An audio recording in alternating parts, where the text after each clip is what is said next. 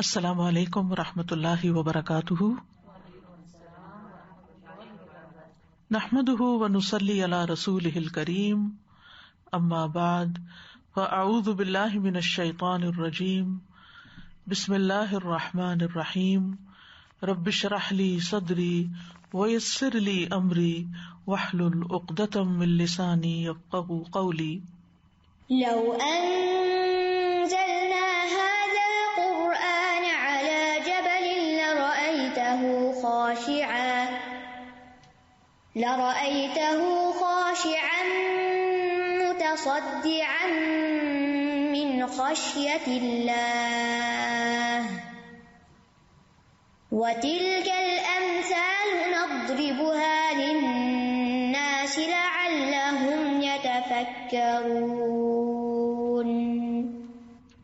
امثال القرآن کے سلسلے میں آج ہم علم حاصل کرنے کے بعد گمراہ ہونے والوں کی مثال کے بارے میں پڑھیں گے۔ سورۃ الاعراف کی آیت نمبر 175 سے 178 تک اس کا ذکر کیا گیا ہے۔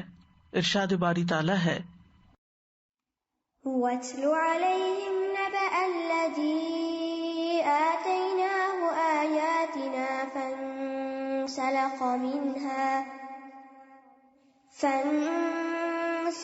منها فأتبعه الشيطان فكان من الغاوين ولو شئنا لرفعناه بها ولكنه أخلد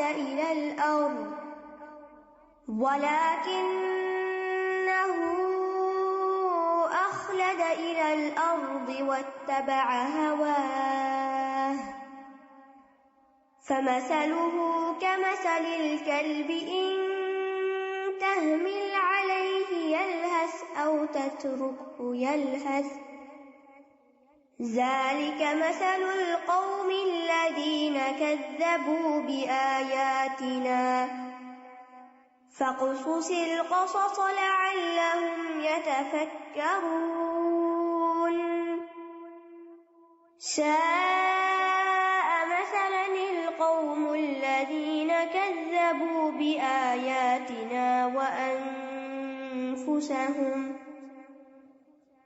وأنفسهم كانوا يظلمون۔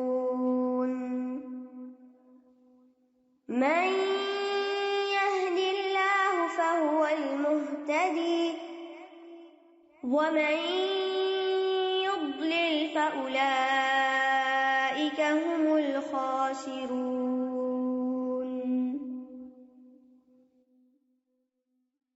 اور انہیں اس شخص کی خبر پڑھ سنائیے جسے ہم نے اپنی آیات عطا کی تو وہ ان سے صاف نکل گیا، پھر شیطان نے اسے پیچھے لگا لیا تو وہ گمراہوں میں سے ہو گیا، اور اگر ہم چاہتے تو اسے ان کے ذریعے بلند کر دیتے، مگر وہ زمین کی طرف چمٹ گیا اور اپنی خواہش کے پیچھے لگ گیا۔ تو اس کی مثال کتے کی مثال کی طرح ہے کہ اگر تو اس پر حملہ کرے تو زبان نکالے ہانپتا ہے، یا تو اسے چھوڑ دے تو بھی زبان نکالے ہانپتا ہے۔ یہ ان لوگوں کی مثال ہے جنہوں نے ہماری آیات کو جھٹلایا، سو آپ یہ بیان سنا دیجئے تاکہ وہ غور و فکر کریں۔ برے ہیں وہ لوگ مثال کی روح سے جنہوں نے ہماری آیات کو جھٹلایا اور اپنی ہی جانوں پر ظلم کرتے رہے۔ جسے اللہ ہدایت دے سو وہی ہدایت پانے والا ہے، اور جسے وہ گمراہ کر دے سو وہی خسارہ اٹھانے والے ہیں۔ یہ مثال سورۃ الاعراف میں بیان ہوئی ہے۔ سورۃ الاعراف میں بہت سے انبیاء کا ذکر ہے جنہوں نے توحید کی دعوت دی، لیکن ان کی اقوام نے روگردانی کی، بات نہیں مانی۔ انبیاء نے انہیں اللہ تعالیٰ کی توحید کی طرف بلایا، اللہ کی عبادت کی طرف بلایا، لیکن قوموں کی طرف سے مسلسل انکار ہی رہا، جس کے نتیجے میں ان پر عذاب آیا۔ نوح علیہ السلام، ہود علیہ السلام، صالح علیہ السلام، لوط علیہ السلام اور پھر موسیٰ علیہ السلام کے واقعات اس صورت میں پیچھے گزر چکے ہیں۔ خاص طور پر بنی اسرائیل کی روگردانی کا بیان آتا ہے واقعہ سبت کی شکل میں کہ کس طرح انہوں نے اللہ سبحانہ تعالیٰ کے احکامات کی نافرمانی کی، انہوں نے نصیحت قبول نہ کی اور نتیجتاً ان پر بھی عذاب آیا۔ انبیاء کے واقعات کے بعد عہد الست کا بیان آتا ہے کہ اللہ سبحانہ وتعالی نے بنو آدم کو آدم علیہ السلام کی پشت سے نکالا اور ان کو ان کی جانوں پر گواہ بنایا اور کہا کیا میں تمہارا رب نہیں ہوں؟ انہوں نے کہا کیوں نہیں، ہم نے شہادت دی، ایسا نہ ہو کہ قیامت کے دن تم کہو کہ بے شک ہم تو اس سے غافل تھے۔ عہد الست کے بارے میں اہل علم کی دو مشہور اقوال ہیں، ایک یہ کہ آدم علیہ السلام اور ان کی اولاد سے لیا گیا عہد ہے جسے بعد میں انسان بھول گئے، دوسرا یہ بھی کہا جاتا ہے کہ عقلی اور نقلی اور فطری دلائل کی بنیاد پر عہد لیا گیا، یعنی جس فطرت پر اللہ نے لوگوں کو پیدا کیا اس کے مطابق یہ عہد ہے، حقیقت میں ایسا عہد نہیں تھا۔ بہرحال ان سب واقعات کے بعد اور اس عہد کے ذکر کے بعد اس مثال کا ذکر ہے، تو آئیے دیکھتے ہیں کہ اس مثال میں اللہ سبحانہ وتعالی ہمیں کیا سمجھانا چاہتے ہیں، کیونکہ مثالیں بات کی حقیقت کو مزید کھول کر بیان کرتی ہیں۔ ارشاد ہے وَاتْلُ عَلَيْهِمْ نَبَأَ الَّذِي آتَيْنَاهُ آيَاتِنَا۔ وَاتْلُ عَلَيْهِمْ، آپ پڑھ سنائیے انہیں، یعنی نبی صلی اللہ علیہ وسلم سے خطاب ہے کہ آپ یہ واقعہ ان کو بیان کیجیے۔ اللہ سبحانہ وتعالیٰ خود بھی ڈائریکٹلی بھی نریٹ کر سکتے ہیں، لیکن جہاں خاص طور پر آپ کی زبانی کہہ کے کہلوائی جاتی ہے بات، اس سے تاکید ہو جاتی ہے، یعنی دوہری بات ہو جاتی، اللہ تعالیٰ فرما رہے ہیں اور نبی صلی اللہ علیہ وسلم کی زبان سے کہلوا رہے ہیں۔ اور وَاتْلُ عَلَيْهِمْ یعنی اپنی قوم کو اور ان تمام لوگوں کو پڑھ سنائے جن تک یہ کتاب پہنچے۔ کیا؟ نبأ، خبر، اور نبأ عام خبر نہیں ہوتی، اہم اور فائدہ مند خبر ہوتی ہے، بڑی خبر ہوتی ہے، وہ اہم خبر، وہ اہم بات، الذی آتیناہ آیاتنا، اس شخص کی خبر جس کو ہم نے اپنی آیات دی تھی، یعنی ہم نے کتاب اللہ کی تعلیم دی تھی، جس کے نتیجے میں وہ ایک ماہر عالم بن گیا تھا۔ یہ کون شخص تھا؟ الذی سے مراد کون ہے؟ مفسرین میں سے بعض نے اسے ایک متعین شخص قرار دیا ہے جسے کتاب الہی کا علم تھا، پھر وہ دنیا اور شیطان کے پیچھے لگ کے گمراہ ہو گیا۔ لیکن جتنے بھی نام لیے گئے ہیں ان میں سے جیسے بلعم بن باعور کا نام لیا جاتا ہے، لیکن ان میں سے کوئی بھی بات صحیح سند سے ثابت نہیں ہے کہ حقیقت میں کس کی طرف اشارہ ہے۔ ایسے افراد ہر ملت میں ہر دور میں ہوتے ہیں۔ اصل بات سبق سیکھنا ہے اس مثال سے، یعنی جس کے اندر بھی یہ صفت پائی جائے گی اس کا یہی حال ہوگا جیسا اس واقعے میں بیان ہوا ہے۔ اور یہاں جو آیات کا لفظ آیا ہے، بعض علماء نے اس سے تکوینی آیات بھی مراد لی ہیں، یعنی قرآنی آیات بھی، کتابی آیات بھی اور تکوینی بھی۔ تکوینی سے مراد کیا ہے کہ جو قدرت کی نشانیاں ہیں، کائنات کی نشانیاں ہیں، اور یہ نشانی ہر چیز کے اندر ہے، اور یہ نشانی اس بات پر دلالت کرتی ہے کہ اللہ ایک ہے۔ مثلاً ہمارا کھانا ایک نشانی ہے، جو چیزیں ہم پیتے ہیں وہ ایک نشانی ہے، ہوا ایک نشانی ہے، نباتات اللہ کی نشانی ہے، حیوانات اللہ کی نشانیاں ہیں، ستارے سیارے اللہ کی نشانیاں ہیں، آسمان میں گیلیکسیز کا پایا جانا، ستاروں کے جھرمٹ اور ان کے رنگ، یہ سب اللہ کی نشانیاں ہیں، اور یہ ایک نہیں، دو نہیں، ان گنت نشانیاں ہیں، اور یہ اللہ سبحانہ تعالیٰ کی عظمت پر دلالت کرتی ہیں۔ اللہ نے ان سب چیزوں کو پیدا کیا اور اللہ سبحانہ تعالیٰ نے ہی ان کا علم لوگوں کو دیا۔ تو اصل بات یہ ہے کہ علم اللہ ہی سکھاتا ہے۔ آتیناہ آیاتنا، ہم نے دی اس کو اپنی نشانیاں، یعنی اللہ سبحانہ تعالیٰ ہی نے کتابیں بھیجی اور اللہ ہی نے یہ کائنات تخلیق کی، لہٰذا یہ علم اللہ کی طرف سے ہے۔ اور اگر انسان کو کسی بات کا علم نہ ہو تو ضرور کہنا چاہیے واللہ عالم، اللہ زیادہ جانتا ہے، کیونکہ علم تو اللہ ہی کے پاس ہے۔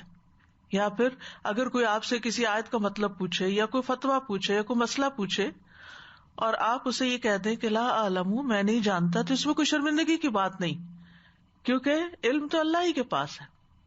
ولا یحیطون بشیء من علمہ الا بما شاء، اور اللہ کے علم کے مقابلے میں سارے انسانوں اور ساری مخلوق کا علم مل کے اتنا بھی نہیں جتنا سمندر کے مقابلے میں ایک قطرہ ہو، تو پھر ہم کیا جانتے ہیں۔ تو بہرحال اللہ سبحانہ تعالیٰ نے اس کو آیات کا علم دیا، اور اگر ہم یہاں یہ فرض کر لیں کہ اس کو دین کا علم حاصل ہوا تھا تو اس روشنی میں آگے کی باتوں کو سمجھیے. فانسلخ منہا، انسلخ کا لغوی مطلب ہوتا ہے کسی چیز کی کھال اوپر سے اتار دینا، جیسے بکری کی کھال کو کھینچ دیتے ہیں، یا سانپ جو ہے وہ اپنی کیچلی سے باہر آ جاتا ہے. اسی طرح قرآن مجید میں سورۃ یاسین میں آتا ہے وَآیَةٌ لَهُمُ اللَّیلُ نَسْلَخُ مِنْهُ النَّہَارَ، کہ ان کے لیے رات ایک نشانی ہے جس کے اوپر سے ہم دن کو ہٹا دیتے ہیں، یعنی دن کی کھال اتار دیتے ہیں اور پھر وہ اندھیری رہ جاتی ہے. تو فانسلخ منہا کا مطلب کیا ہے یہاں اس کانٹیکس میں، کہ وہ آیات کے علم سے نکل گیا، یعنی جو آیات اس کو دی گئی تھی، آیات کے ذریعے جو اس کو عزت بخشی گئی تھی، وہ نافرمانی کی وجہ سے اس سے چھین لی گئی. یعنی گناہوں کی وجہ سے جو وہ اطاعت سے نکل گیا، تو اس کے لیے انسلخ منہا کا لفظ استعمال ہوا. اب نتیجہ کیا ہوا کہ جب اس نے آیات کی پابندی کو چھوڑا، علم پر عمل کرنا چھوڑا، دنیا کے پیچھے بھاگا، فَأَتْبَعَهُ الشَّيْطَانُ، تو شیطان اس کے پیچھے لگ گیا، یعنی شیطان اس کے پیچھے چلا اور اس کو جا پکڑا. ابلیس نے اس پہ قابو پا لیا، کیونکہ جب اس نے آیات کو چھوڑ دیا تو شیطان اس پر غالب آ گیا. جب تک انسان ان آیات کو پکڑے رکھتا ہے، اللہ کی کتاب کو پکڑے رکھتا ہے، تو شیطان پہ بہت بھاری ہوتا ہے. شیطان اس کو پیچھے نہیں لگا سکتا، شیطان اس کے اوپر غالب نہیں آ سکتا، شیطان اس سے ڈرتا ہے. لیکن جو ہی انسان اپنے نفس کی خواہشات پہ چلتا ہے اور کتاب الہی کے علم کے باوجود اس سے روگردانی کرتا ہے، علم پر عمل نہیں کرتا، تو پھر شیطان غالب آتا ہے. اور یہی ترتیب ہر معاملے میں یاد رکھیے. بہت سی چیزوں میں ہم شیطان کو بلیم کر دیتے کہ شیطان نے ایسا کیا، شیطان نے ویسا کیا، لیکن یاد رکھیے سب سے پہلے انسان کا اپنا نفس، اس کی اپنی خواہشات اس کو برائی کا حکم دیتی. ان النفس لامارۃ بالسوء. اور جب انسان نفس کے ہاتھوں کمزور پڑتا ہے، یعنی اس کا ایمان کمزور ہوتا ہے، تو پھر وہ نفس کے پیچھے چلتا ہے، اور جو ہی نفس کی خواہش کے پیچھے چلتا ہے تو پھر وہ انتہائی کمزور ہو جاتا ہے، جس پہ شیطان آ کے حملہ آور ہوتا ہے اور اس کو دبوچ لیتا ہے. اور اس کا ذکر ایک اور آیت میں بھی آتا ہے سورۃ الزخرف کی، وَمَن يَعْشُ عَن ذِكْرِ الرَّحْمَنِ نُقَيِّضْ لَهُ شَيْطَانًا فَهُوَ لَهُ قَرِينٌ وَإِنَّهُمْ لَيَصُدُّونَهُمْ عَنِ السَّبِيلِ وَيَحْسَبُونَ أَنَّهُمْ مُهْتَدُونَ. اور جو شخص رحمان کے ذکر سے آنکھیں بند کر لیتا ہے، ہم اس پر ایک شیطان مسلط کر دیتے ہیں. یعنی جو ہی انسان ذکر کو چھوڑتا ہے، کتاب اللہ کو چھوڑتا ہے، اللہ کی کتاب سے اس کا تعلق نہیں رہتا، تو نتیجہ کیا ہوتا ہے؟ اللہ تعالیٰ اس پر ایک شیطان مسلط کر دیتا ہے.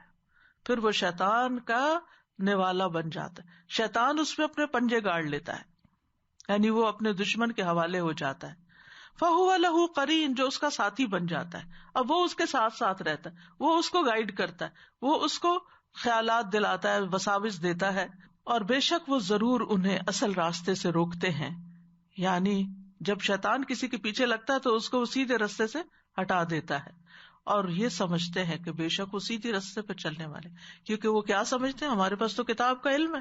حالانکہ وہ کتاب ہی کے علم کی تعویلیں کر کے اپنے نفس کو سیٹسفائی کر رہے ہوتے ہیں. ایسے لوگوں کو آپ سمجھا بھی نہیں سکتے، کیونکہ آپ کہتے ہیں یہ تو خود بہت بڑا عالم ہے، یہ تو سب کچھ جانتا ہے، یہ بھلا کیسے بھٹک سکتا ہے، اس کو تو پتا ہے، ہم کیا بتائیں اس کو، یہ تو جانتا ہی ہے.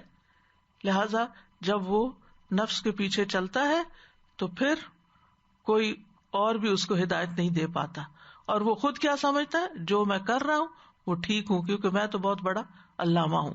اسی طرح یہ ہے کہ شیطان انسان کے لیے برائیوں کو مزین کر دیتا ہے.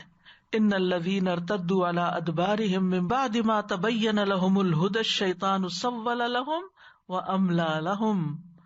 بے شک جن لوگوں پر ہدایت واضح ہو گئی، سب کچھ سمجھ گئے، پھر اس کے بعد وہ الٹے پاؤں پھر گئے، جان بوجھ کر پھر انجان بنے. شیطان نے ان کے لیے ان کا عمل مزین کر دیا اور انہیں آرزو دلائی کہ بڑی زندگی پڑی ہے، بعد میں توبہ کر لینا، ابھی تو بڑا وقت ہے. فَكَانَ مِنَ الْغَاوِينَ، تو وہ گمراہوں میں سے ہو گیا. غوا رشد کے مقابلے میں ہوتا ہے بگڑ جانا، گمراہ ہو جانا اور نتیجتاً ہلاکت میں جا پہنچنا. وَلَوْ شِئْنَا لَرَفَعْنَاهُ بِهَا، اگر ہم چاہتے تو ہم اس کو انہی آیات کی وجہ سے بزرگی عطا کرتے, بلندی عطا کرتے. یعنی ہر چیز اللہ کی مشیت پر ہے. اللہ جس کو چاہتا ہے گمراہ کرتا ہے اور جس کو چاہتا ہے ہدایت دیتا ہے. اور اللہ سبحانہ تعالیٰ کی مشیت یا اللہ کا ارادہ جو ہوتا ہے وہ حکمت پر مبنی ہوتا ہے کہ کون کس قابل ہے, کس کو کیا ملنا چاہیے, کس کو کیا دینا چاہیے. لہذا وَلَوْ شِئْنَا لَرَفَعْنَاهُ بِهَا, یعنی اگر ہم چاہتے, یعنی اللہ اپنے علم کی بنا پر ہی نہیں چاہتا کہ کس کے لیے کیوں نہیں چاہنا, اگر ہم چاہتے تو انہی آیات کی وجہ سے اس کو بلندی عطا کرتے, یعنی دین پر وہ عمل کرتا رہتا تو اس میں بھی اس کو بڑی عزت ملتی, وہ کمال کی چوٹیوں تک پہنچتا اور آخرت میں وہ بلند درجات تک جا پہنچتا. وَلِكُلٍّ دَرَجَاتٌ مِّمَّا عَمِلُوا, یعنی اس کے عمل کے مطابق اس کے درجے بلند ہوتے رہتے. لیکن ہوا کیا, وَلَكِنَّهُ أَخْلَدَ إِلَى الْأَرْضِ, لیکن وہ زمین کے ساتھ چمٹ گیا, زمین کی طرف جھک گیا. اخلدا یعنی اس زمین کی طرف مائل ہو گیا, اس کی طرف اس کا رجحان ہو گیا. وہ اپنی خواہشات کی طرف لپکا اور لذتوں میں اس حد تک آگے بڑھ گیا کہ اس نے اپنی زندگی کا مقصد صرف دنیا حاصل کرنا بنا لیا. اور یہ ورسٹ کیس سیناریو ہوتا ہے کہ جب کسی انسان کو اللہ تعالیٰ دین کا علم دے اور وہ علم رکھتے ہوئے, وہ سب کچھ جانتے بوجھتے ہوئے پھر دنیا کے پیچھے بھاگنا شروع کر دے اور دنیا کی لذتوں کو پانے, ہر حرام کام شروع کر دے, یعنی پھر حلال حرام کی پرواہ ہی چھوڑ دے, جائز ناجائز کی تمیز ہی چھوڑ دے. تو یہ بدترین مثال ہے. واتبع هواه, اور اس نے اپنی خواہشات کی پیروی کی, یعنی اپنی عقل سمجھ دین کے علم سے کوئی فائدہ نہ اٹھایا. اس کے پاس جو رب کی وحی, رب کی آیات تھی, ان کی روشنی میں اس نے کچھ نہیں دیکھا, خواہشات نے اس کو اندھا کر دیا. وہ غفلت میں پڑ گیا اور صرف اپنی پسند اور لذت کے کام کرنے اس نے شروع کر دیے. تو ایسا شخص, اس کی مثال کیا ہے؟ یہ ہے اصل مثال جس کے لیے اس آیت کا انتخاب کیا گیا ہے. فَمَثَلُهُ كَمَثَلِ الْكَلْبِ, تو اس کی مثال یعنی اس کی حالت كَمَثَلِ الْكَلْبِ, کتے کی حالت کی طرح ہے. پھر ایسا شخص خواہشات کا کتا بن گیا, یعنی اس کی مناسبت کتے کے ساتھ ہوئی کہ جیسے کتے کی عادت ہوتی, جیسے کتے کے اندر خواہشات زیادہ ہوتی ہیں, بس اس کا بھی کچھ حال ویسا ہی ہوگا. یعنی ایسا عالم ایک طرح سے خواہشات پہ چلنے کی وجہ سے کتے کی طرح بن گیا. ان تحمل علیہ یلہث او تترکہ یلہث, یہ کتے کی ایک یونیک کوالٹی یہاں بتائی گئی ہے. ان تحمل علیہ, اگر تم اس کو ڈانٹو, تحمل علیہ کا ویسے تو مطلب ہے اس کے اوپر بوجھ رکھو, اس پہ کچھ لا دو, مطلب یہ کہ ڈانٹیں, جھڑکیں, دھتکار کر نکالیں, اس کو شاؤٹ کریں. یلہث تو بھی وہ ہانپتا ہے. یلہث کا مطلب ہوتا ہے زبان نکال کے اس طرح کر کے سانس لینا. یعنی آپ کتے کو دیکھیں گے کہ وہ ہمیشہ زبان نکالے ہانپتا رہتا ہے. عام طور پر جانوروں کا معمول کیا ہوتا ہے کہ وہ جب تھک جاتے ہیں یا شدید پیاس کی حالت میں ہوتے ہیں تو اس وقت وہ ہانپتے ہیں, لیکن کتا جو ہے وہ ہر حال میں ہی ہانپتا ہے. اور اس کے بارے میں ایک حیران کن تحقیق بھی ہوئی ہے کہ علماء نے جب اس آیت کو قرآن مجید میں پڑھا اور اس مثال کو دیکھا تو پھر کتے کے ہانپنے پر تحقیق شروع کر دی. تو انہوں نے دیکھا کہ کتا اپنے پھیپڑوں میں ہوا جمع نہیں کر سکتا. جب وہ سانس لیتا تو فوراً ہی باہر نکال دیتا ہے, یعنی اندر گیا اور فوراً باہر, یعنی جب سانس چڑھا ہوتا ہے تو شارٹ بریتھ ہو جاتا ہے نا, تو اس کا بریتھ بھی اسی طرح ہوتا ہے, کیونکہ وہ انہیل کرتے ہوئے آکسیجن کو پھیپڑوں میں سٹور نہیں کرتا, فوراً ایکزیل کر دیتا ہے. اور حیرت کی بات یہ ہے کہ اس کے اندر یہ جو بات پائی جاتی ہے یہ ماں کے پیٹ کے اندر بھی ہوتی ہے. یعنی انہوں نے جب انویسٹیگیشن شروع کی کہ کب سے یہ عادت اس کی شروع ہوتی ہے, جب کب سے وہ ہانپتا ہے, تو تحقیقات سے, بلکہ پکچر جو میں نے دیکھی نیٹ پہ, کہ انہوں نے دیکھا کہ جب ماں کے پیٹ کے اندر ہے تو اس وقت بھی اس کا منہ کھلا ہوا ہے اور اسی طرح جیسے ہانپنے کی سی کیفیت ہے, اور یہ ہانپنا اس کا جاری رہتا ہے یہاں تک کہ وہ مر جائے, موت تک. یعنی ماں کے پیٹ سے لے کے موت تک. یعنی باقی اگر کسی چیز کی یہاں مثال دی جاتی تو پھر ہو سکتا تھا کہ وہ وقتی ہو یا اور جانوروں کے اندر بھی پائی جاتی ہو, لیکن یہ ایک ایسی چیز ہے ہانپنے والی بات جو کتے کے اندر ہی پائی جاتی ہے اور مستقل طور پر پائی جاتی.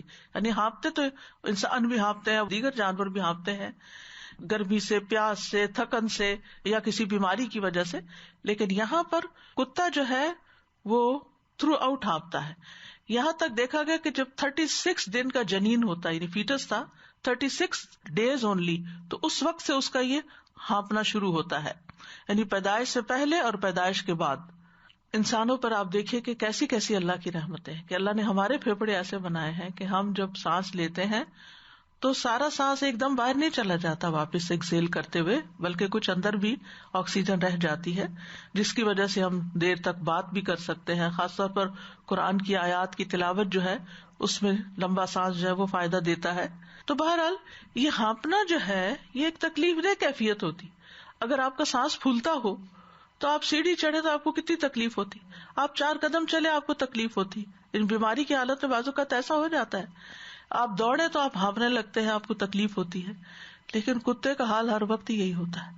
تو آپ دیکھیے کہ ایسا انسان جو دین چھوڑ کر چاہے ایمان سے کفر کی طرف مرتد ہو, چاہے وہ علم حاصل کرنے کے بعد عمل نہ کرے, یا وہ علم کی بلندیوں پہ پہنچ کر واپس انتہائی حقیر خواہشات کی طرف پلٹ جائے, یعنی کسی بھی صورت میں اس کا واپس پلٹنا جو ہے وہ اس کے لیے زندگی کو عذاب اور مشقت بنا دیتا ہے. یعنی ایسا نہیں کہ وہ خواہشات کے پیچھے لگ کر بہت سکون میں ہوتا ہے, بلکہ ساتھ ہی اس کا عذاب بھی شروع ہو جاتا ہے. جس طرح کتے کی یہ پریشانی اور مشقت کبھی منقطع نہیں ہوتی, تو ایسے انسان کے اندر بھی ایک ایسی پریشانی اور تکلیف ہوتی ہے کہ جو موت تک بلکہ موت کے بعد بھی اس کا پیچھا نہیں چھوڑتی. ذالک مثل القوم الذین کذبوا بآیاتنا, یہ مثال ہے اس قوم کی, ان لوگوں کی جنہوں نے ہماری آیات کو جھٹلا دیا. یعنی جو لوگ بھی پچھلی قوم سورۃ الاعراف میں جیسا کہ ابتدا میں نے ذکر کیا کہ پچھلی قوموں کا حال بیان ہوا جنہوں نے اللہ کی آیات کو, انبیاء کے پیغام کو جھٹلا دیا. نبی صلی اللہ علیہ وسلم کے زمانے کے لوگوں کی بات ہے, اور قیامت تک بھی جو بھی یہ کام کریں گے کہ ایک طرف اللہ سبحانہ تعالیٰ کی آیات ہیں اور دوسری طرف خواہشات ہیں. تو جو لوگ آیات کو جھٹلا کر خواہشات کے پیچھے چلتے ہیں, یہ مثال ان سب پر فٹ آتی ہے. اور خاص طور پر سمجھنے کے بعد جو لوگ ناسمجھ ہو جائیں ان کے اوپر. فاقصص القصص لعلهم يتفکرون, آپ ان پر قصے بیان کرتے رہے شاید غور و فکر کریں, یعنی اس امید پر کہ شاید غور و فکر کریں, اور جس تکذیب میں اور گمراہی میں اور فساد میں یا فسق میں وہ مبتلا ہو چکے ہیں شاید اس سے پلٹ آئیں, شاید ان کو بات سمجھ آ جائے. ساء مثلا القوم الذین کذبوا بآیاتنا, جن لوگوں نے ہماری آیات کو جھٹلایا ان کی مثال کتنی بری ہے. وانفسهم كانوا یظلمون, اور اپنی جانوں پر دراصل وہ ظلم کرتے ہیں.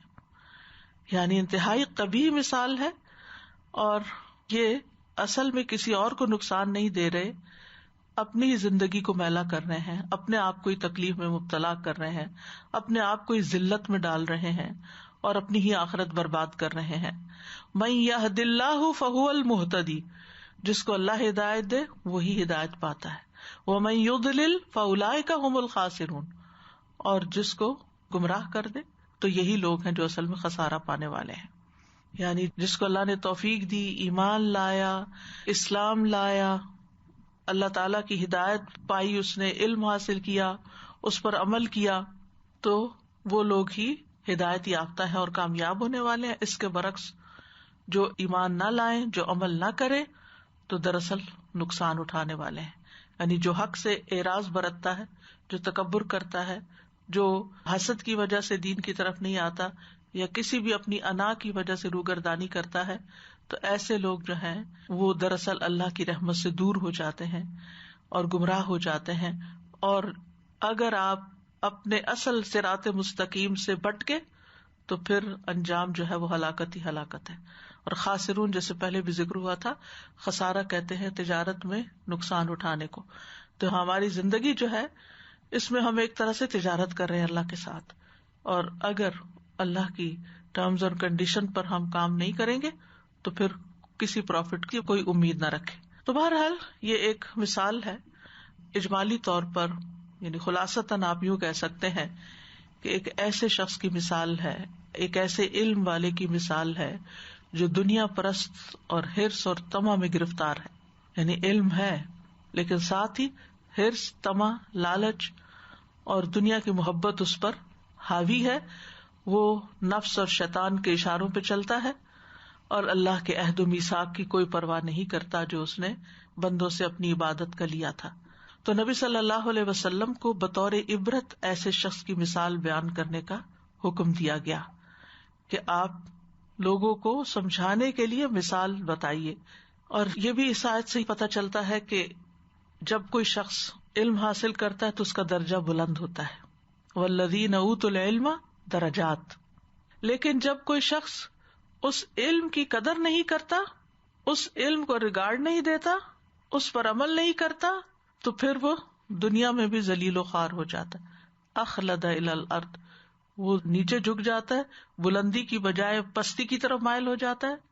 خواہشات کے لیے لفظ ہوا استعمال ہوتا ہے نا، اور ہوا ہوتا ہے بلندی سے گرنا. یعنی علم بلندی عطا کرتا ہے، جو عالم خواہش پہ چلے وہ نیچے گر جاتا ہے، ذلیل و رسوا ہو جاتا ہے. اور اس ذلت اور حقارت کی مثال پھر کتے کی طرح ہے کہ اس پر کوئی بوجھ ڈالے یا اس کو کوئی ڈانٹے تو اپنی زبان باہر نکال دیتا ہے، اس کو چھوڑ دے تب بھی وہ نکالے رکھتا ہے. یعنی کتا دونوں حالتوں میں ایک ہی طرح ہے، کسی حال میں اپنی عادت نہیں چھوڑتا، وہ اپنی عادت سے مجبور ہے. یعنی باقی جانور جو ہیں پیاسے ہیں تو پیاس جب ختم ہو جائے گی تو ہانپنا بند کر دیں گے، لیکن کتا جو ہے وہ کبھی بھی اس سے باز نہیں آتا. تو دنیا پرست عالم کا بھی یہی حال ہوتا ہے کہ دنیا کی حرص، لالچ اور طمع کی وجہ سے اس کی زبان ہر وقت لٹکی رہتی ہے اور وہ بدحواسی اور پریشانی میں ہانپتا رہتا ہے، اضطراب میں مبتلا رہتا ہے اور لوگوں کی نظروں میں بھی اس کا مقام گر جاتا ہے. تو آپ دیکھیے کہ اگرچہ کچھ فائدے کے کام بھی کتا کرتا ہے، لیکن اوور آل کتے کا جو ایک امیج ہے ہمارے دین کے اندر وہ کچھ پسندیدہ نہیں، یعنی اس کی لالچ کی وجہ سے یا اس کے نفس کی کچھ خباثتوں کی وجہ سے. تو اسی سے دراصل مثال دی گئی ہے. عبد الرحمن سعدی کہتے ہیں کہ یہ شخص جس کو اللہ نے اپنی آیات دی، ہو سکتا ہے اس سے مراد کوئی خاص آدمی ہو اور اس سے یہ سب کچھ سرزد ہوا ہو جس کو اللہ نے بیان کیا، تو اللہ نے بندوں کو تنبیہ کرنے کے لیے اس کا واقعہ بیان کر دیا. اور یہ بھی ممکن ہے کہ اس سے اس میں جنس مراد ہو اور اس میں ہر وہ شخص شامل ہو جس کو اللہ نے اپنی آیات کا علم دیا ہو اور وہ اس علم سے نکل جائے. مقصد یہ ہے کہ ہر اس شخص کی حالت سے عبرت حاصل کی جائے جو بھی اس حالت سے متصف ہے. یعنی جس بھی انسان کا یہ حال ہے اس سے عبرت پکڑنی چاہیے اور اس کے نقش قدم پہ نہیں چلنا چاہیے. یعنی جسے بھی اللہ ہدایت کا علم دے اور وہ قبول نہ کرے، اس پر عمل نہ کرے اور دنیا کے پیچھے دوڑنا شروع کر دے تو اس کے اوپر یہ مثال فٹ آتی ہے. اسی طرح مجاہد کہتے ہیں یہ اس آدمی کی مثال ہے جس کو کتاب دی گئی لیکن اس نے اس پر عمل نہیں کیا. امام قرطبی کہتے ہیں اپنی تفسیر میں کہ اکثر اہل علم کے نزدیک یہ مثال ہر اس شخص کے لیے عام ہے جس کو قرآن کا علم دیا جاتا ہے لیکن وہ اس پر عمل نہیں کرتا. یہ ہر قرآن کے طالب علم اور قرآن کے عالم کے لیے ہے. یعنی وہ کہتے ہیں جو بھی قرآن حفظ کرتا ہے یا قرآن کا علم سیکھتا ہے، مثلا تجوید، قرات، تفسیر وغیرہ، پھر اس پر عمل نہیں کرتا، پھر اس کی حرکتیں بالکل ویسی ہیں جیسے کسی جاہل انسان کی ہوں اور اس کی خواہشات اور اس کے انداز وہی ہیں جو کسی لا علم انسان کے ہوں، تو وہ سب اس مثال میں داخل ہیں. یہ سب انہی کے بارے میں بات کی گئی ہے. ابن عباس کہتے ہیں کہ یہ وہ شخص ہے کہ اگر آپ اس پر حکمت کا بوجھ لاد دیں تو وہ اس کو اٹھائے گا نہیں، اگر آپ اس کو چھوڑ دیں تو وہ بھلائی کی طرف رہنمائی نہیں پائے گا. جیسے کہ کتا ہے، اگر وہ پاؤں میں دم ڈالے آرام سے بیٹھا ہوتا ہے تو بھی ہانپتا ہے، جب اسے بھگایا جاتا ہے تو بھی ہانپتا ہے. یعنی دونوں صورتوں میں اس کا حال ایک ہی ہے کہ آپ اس کو نصیحت کریں نہ کریں برابر ہے.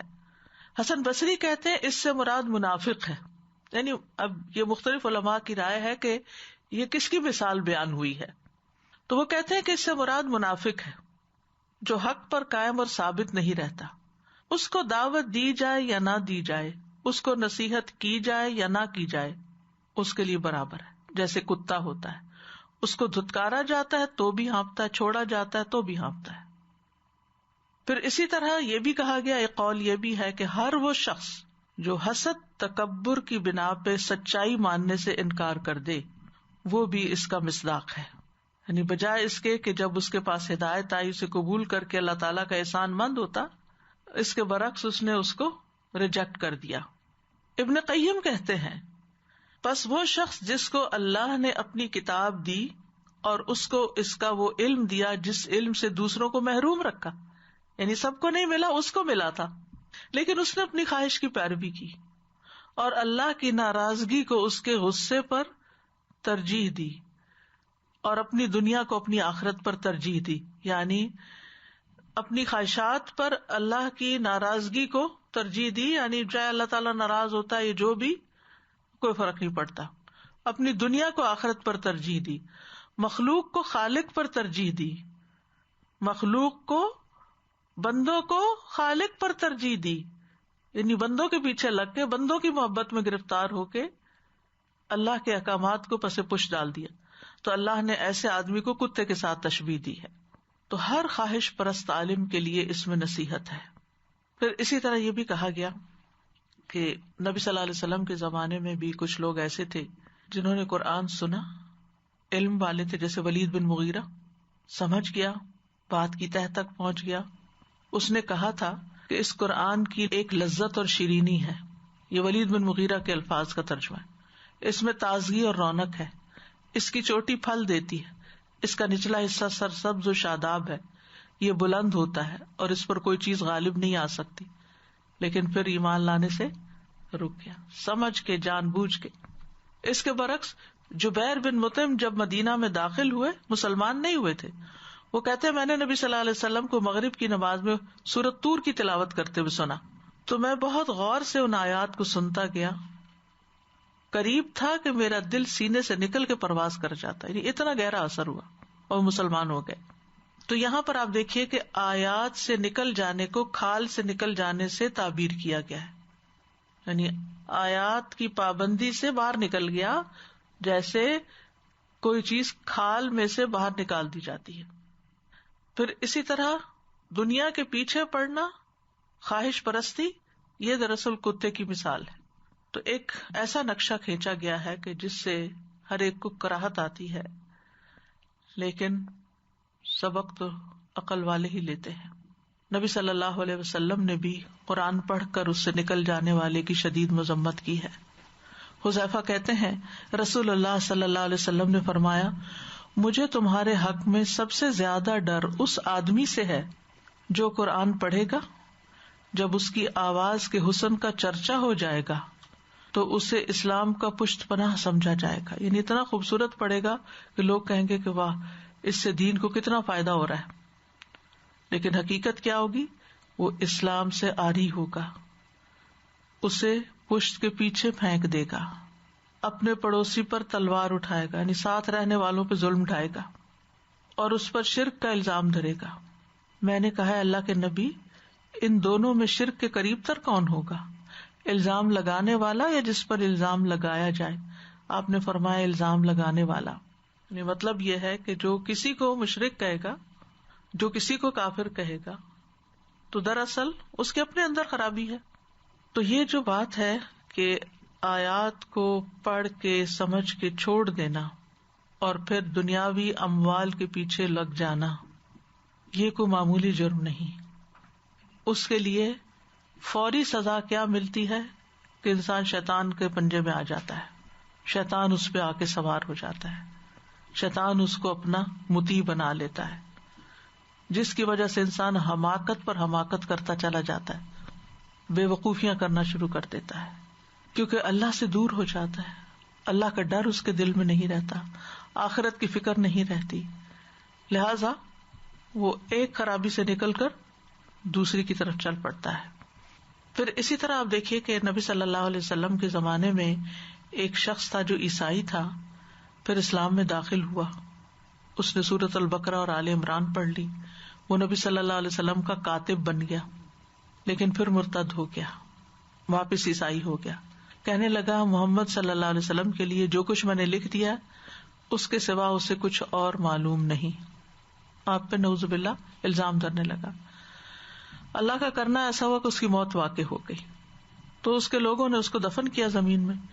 جب صبح ہوئی تو دیکھا لاش قبر سے نکل کے زمین پہ باہر پڑی. اس کی قوم کے لوگوں نے کہا کہ یہ محمد اور اس کے ساتھیوں کا کام ہے صلی اللہ علیہ وسلم. چونکہ اس نے ان کا دین چھوڑ دیا تھا تو انہوں نے اس کی قبر کھود کے باہر نکال دیا اس کو. دوسرے دن قبر پھر کھودی جو اور زیادہ گہری کھودی. صبح پھر لاش باہر تھی. پھر انہوں نے یہ الزام لگایا. تیسرے دن انہوں نے پھر بہت گہری قبر کھود کے اس کو ڈالا، لیکن نتیجہ کیا ہوا؟ دوبارہ وہ شخص زمین سے باہر تھا. اب انہیں یقین آیا کہ یہ کسی انسان کا کام نہیں ہے، لہذا انہوں نے اس کو یوں ہی زمین پہ چھوڑ دیا کہ آ کے درندے اس کو کھا جائیں. تو یہ دنیا میں اس کا انجام ہوا جس نے قرآن کی آیات کا علم حاصل کرنے کے بعد ان کو چھوڑ دیا. تو یہ دنیاوی سزا ہے. یعنی ایک تو شیطان غالب آ جاتا ہے، شیطان کا نوالا انسان بن جاتا ہے. دوسرا یہ ہے کہ دنیا میں بھی ذلت ہوتی ہے انسان کی. اللہ تعالیٰ دنیا والوں کے لیے بھی اس کو نمونہ عبرت بنا دیتا ہے. بہرحال ایسے لوگوں کے لیے برابر ہوتا ہے کہ آپ انہیں کچھ سمجھائیں یا نہ سمجھائیں، کیونکہ جو خواہشات ہوتی ہیں انسان کو اندھا کر دیتی ہیں. انسان خواہشات کی پوجا شروع کر دیتا. افرأیت من اتخذ الہہ ہواہ واضلہ اللہ علی علم. کیا تم نے دیکھا ایسے شخص کو جس نے اپنی خواہش نفس کو اپنا الہ بنا لیا اور اللہ نے اسے علم کے باوجود گمراہ کر دیا. جب انسان خواہشات کے پیچھے چلتا ہے تو پھر علم ایک طرف رہ جاتا ہے اور انسان کسی اور رستے پہ چل پڑتا ہے.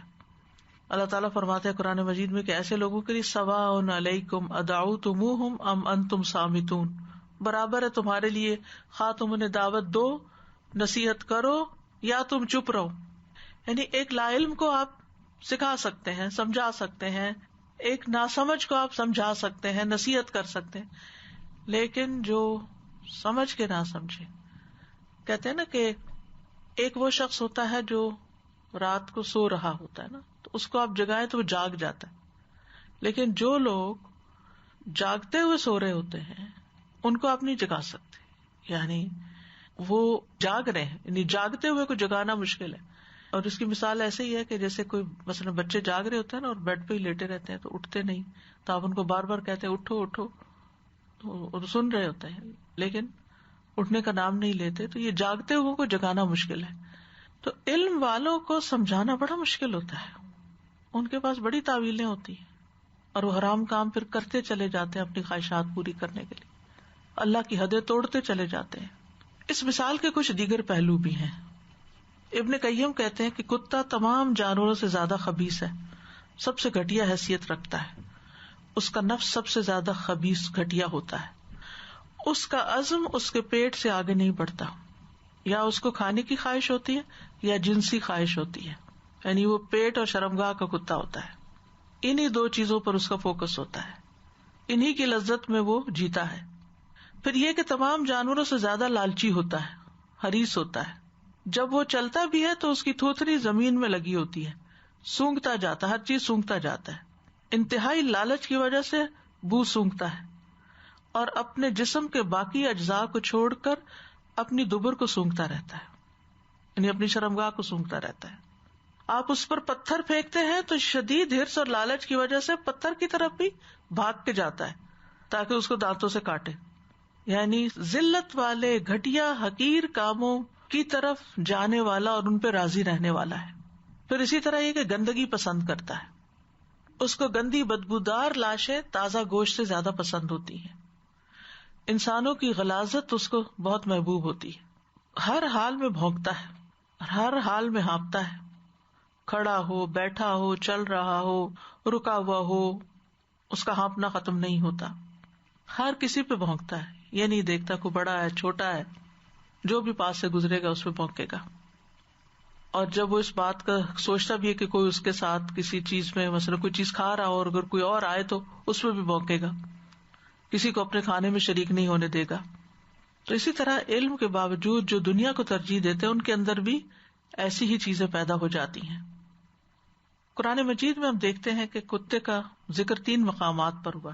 ایک شکاری کتے کے طور پر، دوسرے یہ اس مثال میں، اور تیسرے اصحاب کہف کا کتا. تو آپ دیکھیے کہ شکاری کتے کو جب سکھا دیا جاتا ہے تو وہ شکار جو کر کے لاتا ہے وہ حلال ہوتا ہے. تو اس سے کیا پتا چلا کہ شکاری کتا اگر علم حاصل کر لیتا تو بڑے فائدے کا ہو جاتا ہے. یہ انسان جو علم کے بعد بھٹکتا ہے یہ کتے سے بھی بدتر ہو جاتا ہے. پھر اسی طرح اصحاب کہف کا کتا جو ہے وہ حفاظت کرنے والا کتا تھا، یعنی ان کے ساتھ جو گیا تھا وہ دروازے میں بیٹھا ہوا تھا اور ان کی حفاظت کر رہا تھا، اس سے بھی ایک فائدہ پہنچ رہا تھا. لیکن جو شخص دین کی طرف آ کے پلٹتا ہے وہ اپنے اوپر سے حفاظت کی ساری چیز اتار دیتا ہے اور اللہ کی حدود کی کوئی حفاظت نہیں کرتا. کتا ایک وفادار جانور ہوتا ہے، لیکن ایسا شخص جو ہے انتہائی بے وفا ہوتا ہے جو اللہ کے دین کے ساتھ بے وفائی کرتا ہے. ہمارے دین میں ہمیں گھر کے اندر کتا رکھنے سے منع کیا گیا ہے. آپ صلی اللہ علیہ وسلم نے فرمایا اس گھر میں فرشتے داخل نہیں ہوتے جس میں کتا اور تصویر ہو. جواز کی صرف صورت کیا ہے کہ جب حفاظت کے لیے اس کو رکھا جائے یا شکار کے لیے رکھا جائے. کتے کا جھوٹا بھی ناپاک ہے، یعنی کتے کے بارے میں جو احکامات ملتے ہیں ان کا خلاصہ یہاں تھوڑا سا بتایا گیا کہ کتے کی مثال جو دی گئی تو کتے سے متعلق اور کیا باتیں ہمارے دین میں ملتی ہیں. تو اس مثال سے کچھ باتیں ہماری سمجھ میں آتی ہیں. سب سے پہلی بات تو یہ کہ علم و حکمت بڑی قیمتی چیز ہے اور یہ قربانیاں بھی مانگتی ہے. اس کے ذریعے انسان کے درجات بلند ہوتے ہیں. جس کو علم و حکمت ملی اس کو خیر کثیر ملا. اللہ کا بہت بڑا عطیہ ہے، کیونکہ علم اور حکمت کی وجہ سے آپ بہت سے دشمنوں کو دوست بنا لیتے ہیں. پھر اسی طرح اللہ تعالیٰ کا قرب اور خشیت آپ کو حاصل ہوتی ہے. جس کے ساتھ اللہ بھلائی چاہتا ہے اسے دین کی سمجھ دے دیتا ہے، لہٰذا آپ اللہ کے ان خاص بندوں میں شامل ہو جاتے ہیں جن سے اللہ تعالیٰ بھلائی کا ارادہ کرتا ہے. ہمارے دین میں ایک عالم کا مقام اور مرتبہ بہت بڑا ہے. رسول اللہ صلی اللہ علیہ وسلم کے سامنے 2 آدمیوں کا ذکر کیا گیا، ان میں سے ایک عابد تھا اور ایک عالم. آپ نے فرمایا عالم کی فضیلت عابد پر ایسی ہے جیسی میری فضیلت تم میں سے ایک عام آدمی پر ہے. پھر آپ نے فرمایا اللہ اور اس کے فرشتے اور آسمان اور زمین والے یہاں تک کہ چیونٹیاں اپنے سوراخ میں اور مچھلیاں اس شخص کے لیے جو نیکی اور بھلائی کی تعلیم دیتا ہے خیر و برکت کی دعائیں کرتی ہیں. اتنا بڑا آنر ہے، اتنا بڑا اجر و ثواب ہے، اتنی زیادہ عزت ہے علم والے کی کہ ساری مخلوق اس کے لیے استغفار کرتی ہے. جو علم کے راستے پہ چلتا ہے وہ جنت کے راستے پر ہوتا ہے. علماء انبیاء کے وارث ہوتے ہیں، لیکن علم پر عمل کے بغیر خالی علم انسان کا مقام بلند نہیں کرتا. یعنی اگر انسان علم خوب رکھتا ہے لیکن عمل نہیں کرتا، وَلَوْ شِئْنَا لَرَفَعْنَاهُ بِهَا، یہ عمل کے ساتھ ہوتا ہے. عمل چھوڑ دیتا ہے، اس کے برعکس عمل کرتا ہے تو پھر ذلیل ہوتا ہے. یعنی اللہ کے ہاں درجات کی بلندی علم کے ساتھ اس وقت ہے جب انسان ایمان رکھتا ہو، عمل کرتا ہو. اور ہمیں تعلیم بھی یہی دی گئی ہے کہ ہم علم پر عمل کریں. قیامت کے دن کسی شخص کے قدم اللہ رب العزت کے پاس سے اس وقت تک ہٹ نہیں سکیں گے جب تک 5 چیزوں کے بارے میں پوچھ نہ لیا جائے. عمر کن کاموں میں صرف ہوئی، جوانی کہاں لگائی، مال کہاں سے کمایا، کہاں خرچ کیا، اور جو سیکھا اس پہ عمل کتنا کیا. تو قرآن پڑھ کر عمل نہ کرنے والے ان کے لیے شدید وعید ہے. اور نہ صرف یہ کہ یہ آخرت سے متعلق ہے، دنیا سے متعلق بھی ہے. یعنی اہل علم اگر عمل نہیں کرتے تو دنیا والوں کے لیے بھی ایک بری مثال ہے. علماء کے لیے یہ آیت شدید ترین آیتوں میں سے ہے. احادیث میں تو آتا ہے نا کہ اگر کوئی اپنے علم پر عمل نہیں کرتا تو قیامت کے دن اس کی زبان آگ کی کینچی سے کاٹی جائے گی. اسی طرح یہ ہے کہ علم والوں کے اندر اگر مال کی ہرس اور لالچ آ جائے تو یہ شدید نقصان دہ ہے، سخت نقصان دہ ہے. رسول اللہ صلی اللہ علیہ وسلم نے فرمایا 2 بھوکے بھیڑیے جنہیں بکریوں کے ریوڑ میں چھوڑ دیا جائے اتنا نقصان نہیں پہنچائیں گے جتنا نقصان آدمی کے مال و جاہ کی ہرس اس کے دین کو پہنچاتی ہے. یعنی دین والوں میں اگر مال کی لالچ آ جائے تو پھر دین کو سخت نقصان ہو جاتا ہے. یعنی اگر 2 بھوکے بھیڑیے بکریوں میں چھوڑ دیے جائیں تو وہ ان کو تباہ برباد کر دیں گے اور وہ ہر چیز ویران ہو جائے گی. لیکن اگر کوئی شخص دین پڑھ کر، دین والا ہو کر دنیا کے لالچ میں گرفتار ہو جائے تو وہ اس سے بھی زیادہ تباہ کن کام کرتا ہے جتنا وہ بھیڑیا کرتا ہے. کیسے؟ ابن قیم کہتے ہیں اہل علم میں سے جس نے بھی دنیا کو ترجیح دی، اس کو محبوب جانا، تو لازمی طور پر وہ اللہ کی بات پر ناحق بات کہے گا. یعنی آیات کی کوئی ایسی تعویل کر لے گا جو ناحق ہوگی. وہ اپنے فتوے میں، اپنے فیصلے میں، اپنی خبر میں اور کسی چیز کو لازم کرنے میں ضرور ناحق بات کہے گا. یعنی جب اس کو دنیا کا لالچ ہوگا تو پھر وہ لوگوں کی پسند کے فتوے دینے لگے گا، جیسے علماء بنی اسرائیل کا حال تھا. علماء بنی اسرائیل پر اللہ سبحانہ وتعالیٰ نے سخت گرفت کی ہے قرآن مجید میں. کس وجہ سے؟ انہوں نے حق کو پہچان لیا تھا لیکن نبی صلی اللہ علیہ وسلم پر ایمان نہیں لائے اور روگردانی کی اور پھر کتاب میں تحریف کی. یشترون بآیات اللہ ثمنا قلیلا. تو اس چیز کو ہمیشہ مد نظر رکھنا چاہیے. تو بنیادی طور پر یہاں علم والوں کے لیے دنیا کی لالچ اور حرص کی مذمت کی گئی ہے، کیونکہ دنیا کی رنگینیاں اور محبت دلوں کو ٹیڑھا کرنے کا سبب ہے. اس سے انسان کے اندر اللہ سے دوری پیدا ہوتی ہے. نبی صلی اللہ علیہ وسلم نے فرمایا قیامت قریب آ چکی ہے، لوگوں میں دنیا کی حرص بڑھ جائے گی اور اللہ سے دوری میں اضافہ ہوگا. اسی طرح اس آیت سے یہ بات بھی پتہ چلتی ہے کہ علماء سوء سے بچنا چاہیے. یعنی ایسے عالم ہر جگہ موجود ہیں تو ان سے بچ کے رہنا چاہیے کہ جو علم رکھنے کے باوجود دنیاوی فائدے حاصل کرنے کے لیے دین کے اندر ایسی ایسی باتیں کرتے ہیں کہ جو لوگوں کو دین سے اور دور کر دیتی ہیں یا اللہ کی راہ سے بھٹکا دیتی ہیں.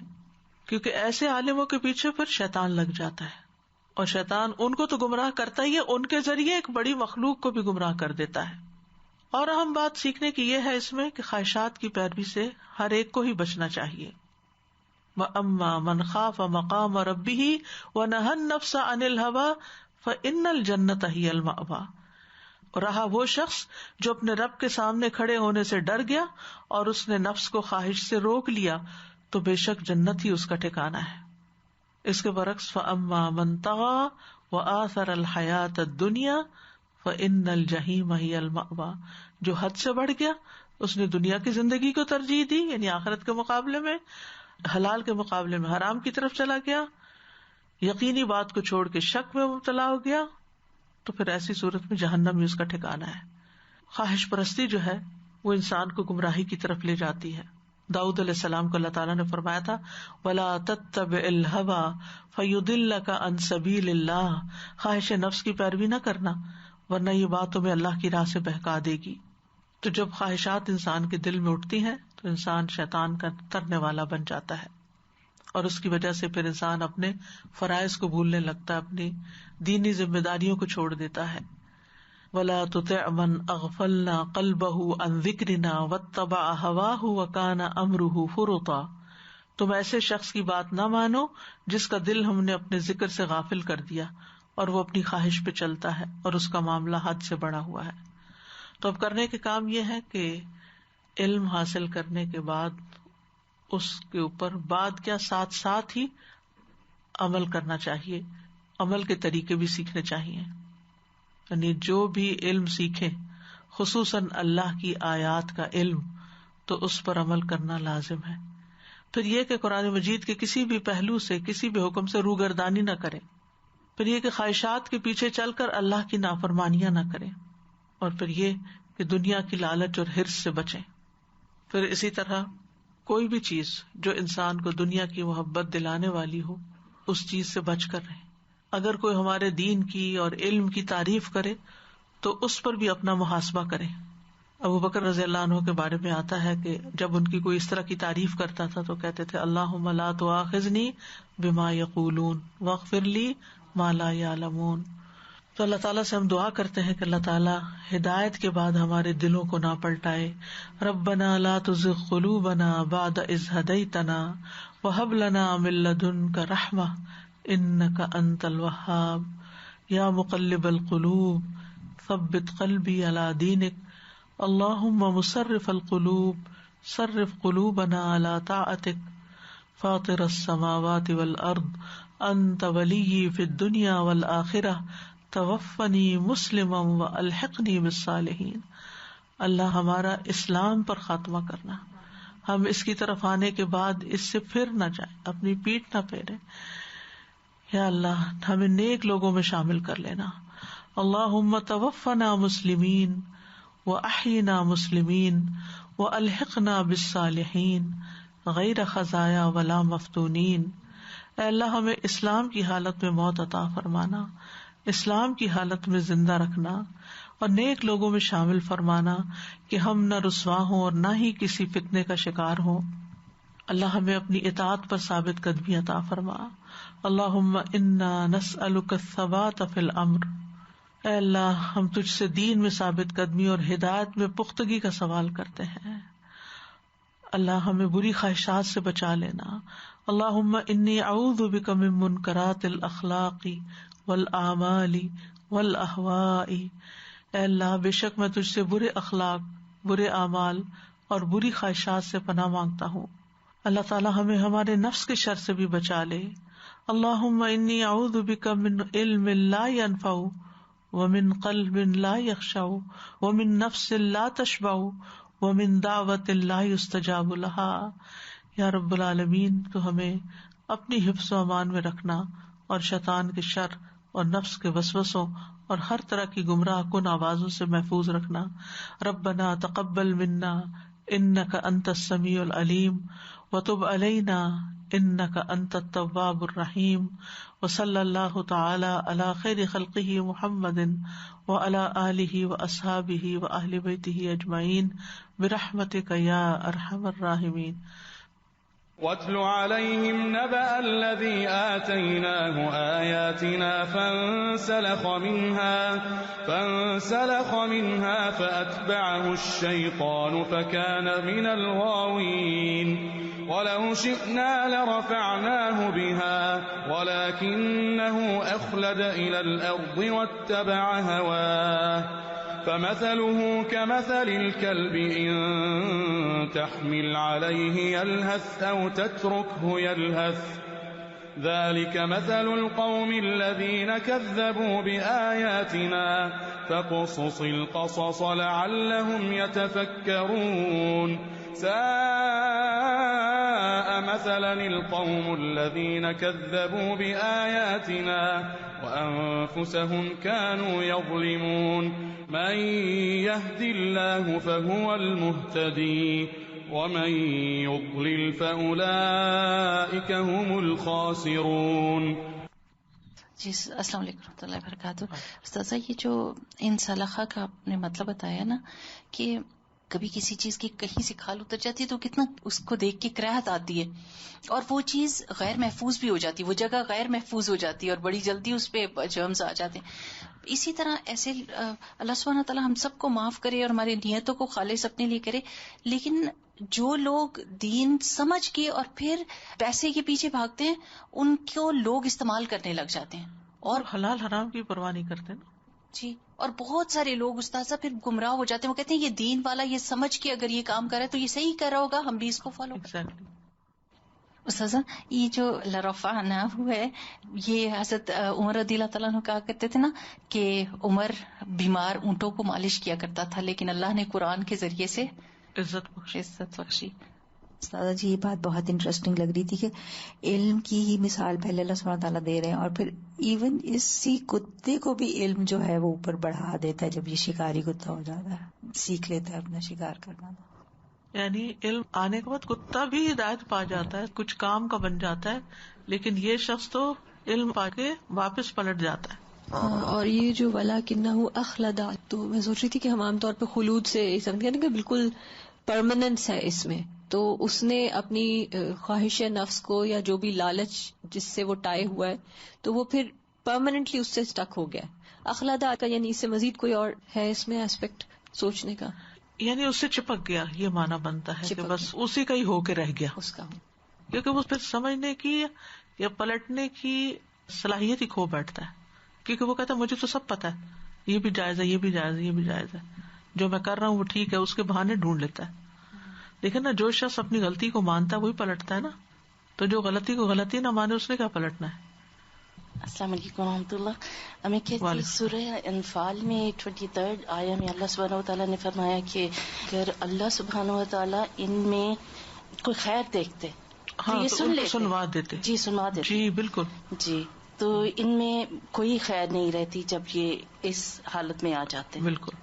لوط علیہ السلام کی بھی قوم کے بارے میں اگزامپل ہم یہی دے سکتے ہیں نا، کیونکہ وہ بھی جب اپنی خواہشات کے پیچھے چلے پھر ان کو کچھ نظر نہیں آتا تھا. لوط علیہ السلام نے کہا میری بیٹیاں، بالکل میری بیٹیاں لے لو، قوم کی بیٹیاں، میری بیٹیاں، نکاح کرو، لیکن انہیں کچھ نظر نہیں آتا تھا اس وقت. بالکل. وآخر دعوانا ان الحمد للہ رب العالمین. سبحانک اللہم وبحمدک اشہد ان لا الہ الا انت استغفرک واتوب الیک. السلام علیکم ورحمۃ اللہ وبرکاتہ.